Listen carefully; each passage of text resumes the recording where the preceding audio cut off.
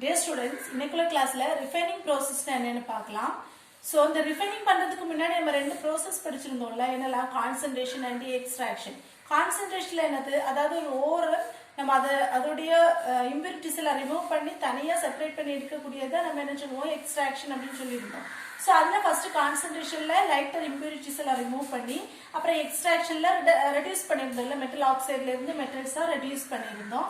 So last process என்னன்னா refining process. இந்த refining process என்னன்னா நம்ம எக்ஸ்ட்ராக்ட் பண்ணி மெட்டலை தனியா எடுத்தாலுமே இந்த மெட்டல்ஸ் கூட இன்னும் சம் இம்பியூரிட்டிஸ் இதுல இருக்கலாம்.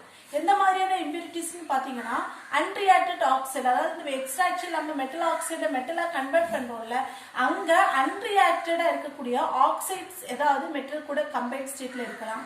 அப்புறம் அதர் மெட்டல்ஸ், இப்ப ஜிங்க் இருக்குன்னா மெர்க்குரிக்கு கூட வேற ஏதாவது அந்த மாதிரி அதர் மெட்டல்ஸ் கூட சேர்ந்து கம்பைண்டா இருக்கலாம். அதே மாதிரி நான் மெட்டல்ஸ். ஸோ இந்த மாதிரி இருக்கக்கூடியதான் நம்ம என்ன சொல்லுவோம், இதுல இருக்கக்கூடிய இம்பியூரிட்டிஸ் அப்படின்னு சொல்லுவோம். ஸோ இந்த இம்பியூரிட்டிஸை ரிமூவ் பண்ணி 100% பியூர் மெட்டலா கன்வெர்ட் பண்ணக்கூடிய ப்ராசஸ் தான் நம்ம என்ன சொல்றோம், ரிஃபைனிங் ப்ராசஸ் அப்படின்னு சொல்றோம். ஸோ இந்த ரிஃபைனிங் ப்ராசஸ் பத்தி நம்ம டீட்டெயிலா பார்க்கலாம். ஸோ ஃபர்ஸ்ட் மெத்தட் என்னன்னா டிஸ்டிலேஷன் மெத்தட். இந்த டிஸ்டிலேஷன் மெத்தட்ங்கிறது ஒன்றும் இல்லை, சிம்பிளா சொல்லணும்னா இப்போ நம்ம மெட்டல் இருக்குல்ல, நம்ம பியூர் பண்ண வேண்டிய மெட்டல் எடுத்துக்கிறோம். இந்த மெட்டல் எடுத்துட்டு இதை நம்ம ஹீட் பண்றோம். ஸோ ஹீட் பண்ணும்போது இது என்ன ஆகும்னா அதோட பாய்லிங் பாயிண்ட் ரீச் பண்ணும்போது அது என்ன ஆகும், மெல்ட் ஆக தொடங்கும். மெல்ட் ஆகி ஃபர்தரா நம்ம ஹீட் பண்ணிட்டே இருந்தோம்னா இது என்ன ஆகுது, வேப்பர் ஸ்டேட்டுக்கு கன்வெர்ட் ஆகும். இந்த வேப்பர் ஸ்டேட்டுக்கு கன்வெர்ட் ஆகுறது நம்ம என்ன பண்றோம்னா கண்டென்ஸ் பண்றோம். கண்டென்ஸ்ட்னா என்னது, கூல் பண்றது தான் கண்டென்ஸ்ட்னு சொல்லுவோம். இது நமக்கு மெட்டல் சாலிட் ஸ்டேட்ல இருக்கு. இந்த சாலிட் ஸ்டேட்ல இருக்கக்கூடியது வேப்பர் ஸ்டேட்டுக்கு கன்வெர்ட் ஆகுது. அதோட பாய்லிங் பாயிண்ட் ரீச் பண்ணும்போது வேப்பர் ஸ்டேட்டுக்கு கன்வெர்ட் ஆகும். இந்த வேப்பர்ஸ் எல்லாம் நம்ம ஒரு கண்டென்சர் வழியா அதை கூல் பண்ணும்போது திருப்பி என்ன ஆகும், லிக்விட் ஸ்டேட் மாறும். இந்த லிக்விட் ஸ்டேட்ல இருக்கக்கூடியதை ஃபர்தரா நம்ம கூல் பண்ணோம் அப்படின்னா அது சாலிட் ஸ்டேட்டுக்கு மாறும். ஸோ இதுல எப்படி இருக்கக்கூடிய மெட்டல்ஸ் யூஸ் பண்ணலாம்னா லோ பாயிலிங் volatile மெட்டல்ஸ் அப்படின்னு சொல்லியிருப்பாங்க. அதாவது பாயிலிங் பாயிண்ட் ரொம்ப குறைவா இருக்கக்கூடியதா இருக்கணும். ரொம்ப ஹையஸ்ட் பாயிலிங் பாயிண்ட்னா நம்ம ரொம்ப ஹீட்டிங் கொடுக்க வேண்டியது இருக்கும்ல, அதனால நம்ம எடுக்கக்கூடிய அந்த மெட்டல், எந்த மெட்டலை நம்ம இம்பியூரிட்டிஸை ரிமூவ் பண்ணி எடுக்கணுமோ அந்த மெட்டல் லோ பாயிலிங் பாயிண்ட் இருக்கக்கூடியதா இருக்கணும்.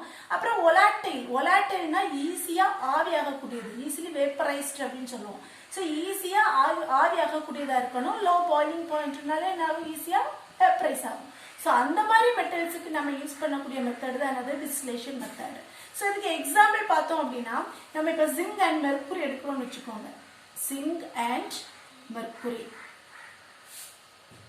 ஜிங்கோட ஃபார்முலா என்னன்னு சொல்லுவோம், சிம்பிள் ZN. மெர்க்குரிக்கு என்ன சொல்லுவோம், HG அப்படின்னு சொல்லுவோம் மெர்க்குரி.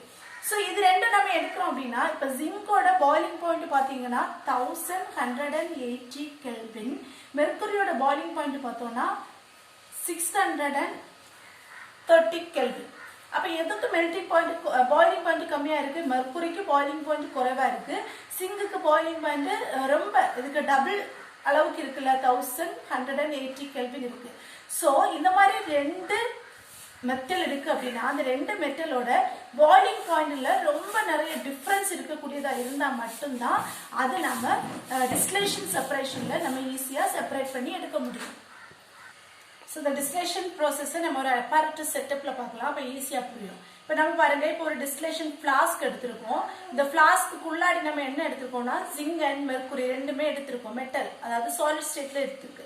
இங்க என்ன வச்சிருக்கோம்னா ஒரு டெலிவரி டியூப். இந்த டெலிவரி டியூப் எதுக்குன்னா நம்ம ஹீட் பண்ணும்போது இது நம்ம என்ன பண்ணணும், ஹீட் பண்ணணும். அப்ப ஹீட் பண்ணும்போது இது என்ன ஆகும்னா நமக்கு ரெண்டுமே இருக்குல்ல, ஜிங்கும் மெர்க்குரி இருக்கக்கூடியதான் இந்த மெட்டல்ஸ். ஸோ நமக்கு தெரியும் ஜிங்கோடது 1180, மெர்க்குரி 630. ஸோ நம்ம ஹீட் பண்ணும்போது எப்போ டெம்பரேச்சர் 630 கெல்வினுக்கு வருதோ, அதோட ஹீட் எப்போ 630 கெல்வினுக்கு வருதோ அப்போ என்ன ஆக தொடங்கும், மெர்க்குரி இதில் இருக்கக்கூடிய மெர்க்குரி மட்டும்தான் மெல்ட் ஆகும். அப்படித்தானே, ஜிங்க் மெட்டலாவே இருக்கும். ஏன்னா 1180 வர வரைக்கும் ஜிங்க் மெட்டல் ஸ்டேட்ல தான் இருக்கும், சாலிட் ஸ்டேட்ல தான் இருக்கும். ஸோ மெர்க்குரி மட்டும் என்ன ஆகும்னா 630 வந்ததும் அது லைட்டா மெல்ட் ஆகி நம்ம கொஞ்சம் இன்னும் ஃபர்தரா ஹீட் பண்ணிட்டே இருக்கும் போது அந்த மெல்டிங் ஸ்டேட்ல இருக்கக்கூடியது வேப்பர் ஸ்டேட்டுக்கு போகுது.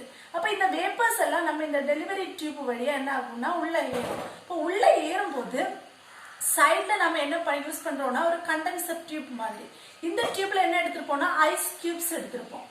எதுக்காகனா இந்த வேப்பர் வரும்ல, இந்த வேப்பர் இந்த ஐஸ் கியூப்ஸ் இருக்கிறதுனால இது கண்டென்ஸ் ஆகி இல்லைன்னா கூல் ஆகி நமக்கு என்ன ஸ்டேட்ல கிடைக்கும், இங்க லிக்விட் ஸ்டேட்ல இந்த இது கிடைக்குது. இப்போ இந்த லிக்விட் ஸ்டேட்ல இருக்கக்கூடியதை நம்ம திரும்பவும் கூல் பண்ணோம் அப்படின்னா நமக்கு அது சாலிட் மெட்டலா இருக்கும். ஸோ இப்படி கிடைக்கக்கூடிய மெட்டல் 100% பியூர் மெட்டலா நமக்கு கிடைக்கும். ஸோ சிம்பிள் மெத்தட் தான் நம்ம எடுக்கக்கூடிய டிஸ்டிலேஷன் மெத்தட்ல 2 different boiling temperature boiling point இருக்கக்கூடிய 2 மெட்டல்ஸ் நம்ம எடுக்கிறோம். ஒரு ஃபிளாஸ்க்ல எடுத்து அதை ஹீட் பண்ணும்போது லோவர் பாயிலிங் பாயிண்ட் இருக்கக்கூடியது ஃபர்ஸ்ட் வேப்பரைஸ் ஆகி கண்டென்ஸ் பண்ணும்போது அது நமக்கு லிக்விட் ஸ்டேட்ல இருக்கு.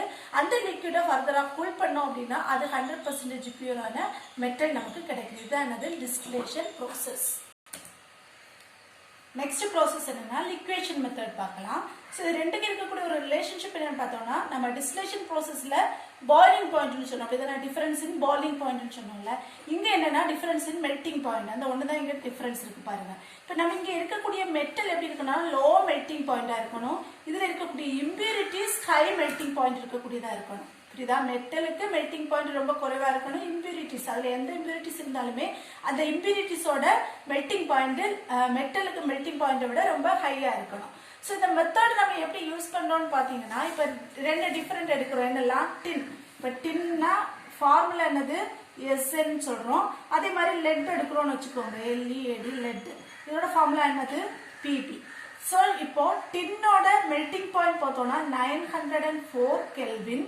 லெட்டோட மெல்டிங் பாயிண்ட் பார்த்தோம்னா 600 kelvin. So different melting point இருக்கக்கூடியது லிக்வேஷன் மெத்தட்ல அதோட டயக்ராம் பார்த்துக்கோங்க. அதாவது நம்ம இப்படி ஒரு ஸ்லோப்பிங் ஹார்த் தான். ஸோ இந்த மாதிரி ஒரு ஸ்லோப்பிங் ஹார்த் எடுத்திருக்கோம். ஸோ இதுதான் நம்ம இந்த ஸ்லைட் இப்படி போகுது இல்லை, அதுதான் நம்ம என்ன சொல்லுவோம் ஸ்லோப்பிங் ஹார்த்னு சொல்லுவோம். ஸோ இதுல நம்ம ஒரு ஃபனல் வழியா நம்ம இதுல மெட்டல்ஸ் அதாவது டின் அண்ட் லெட் கம்பைண்டா இருக்கக்கூடிய மெட்டல்ஸ் நம்ம இதுல போட்டோம் அப்படின்னா இதுல நம்ம என்ன பண்றோம் ஹீட் பண்றோம். இப்போ ஹீட் பண்ணும்போது நமக்கு தெரியும் இந்த 600 கெல்வின் வந்ததும் எது மெல்ட் ஆகும், இதுல இருக்கக்கூடிய லெட் மெல்ட் ஆகும். ஸோ மெல்ட் ஆகி இந்த ஸ்லோப்பிங் ஹார்த் வழியா இது வடிஞ்சு கீழே வரும்போது இதுல நம்ம தனியா ஒரு பீக்கர் வச்சு இந்த லிக்விட் ஸ்டேட்ல இருக்கக்கூடிய லெட்டை மட்டும் தனியா கலெக்ட் பண்ணலாம். அப்ப எது மட்டும் டின் மட்டும் என்ன ஆகும் இந்த இடத்துல அப்படியே அந்த ஸ்லோப்பிங் ஹார்த்ல அப்படியே டிபாசிட்டடா இருக்கும். புரியுதுல? Simple method. லிக்வேஷன் மெத்தட்ல டிஃபரெண்ட் மெல்டிங் பாயிண்ட் இருக்கக்கூடிய மெட்டல்ஸ் எடுக்கிறோம். இதை ஒரு ஸ்லோப்பிங் ஹார்த்ல எடுத்து நம்ம ஹீட் பண்ணும்போது எதோட மெல்டிங் பாயிண்ட் லோவரோ அது ஃபர்ஸ்ட் மெல்ட் ஆகி அந்த ஸ்லோப்பிங் ஹார்த் வழியா அப்படியே வடிஞ்சு நம்ம ஒரு தனி பீக்கர்ல எடுக்கிறோம். அதை ஃபர்தரா கூல் பண்ணோம்னா நமக்கு அந்த லெட்டையும் இந்த டின்னையும் நம்ம செப்பரேட் பண்ணலாம். இந்த மெத்தட் தான் என்னது லிக்வேஷன் மெத்தட். ஸோ ரிஃபைனிங் ப்ராசஸ்ல டிஸ்டிலேஷன் அண்ட் லிக்வேஷன் ப்ராசஸ் பத்தி பார்த்திருக்கோம். எல்லாருக்கும் புரிஞ்சிருக்கும்னு நினைக்கிறேன். தேங்க்யூ.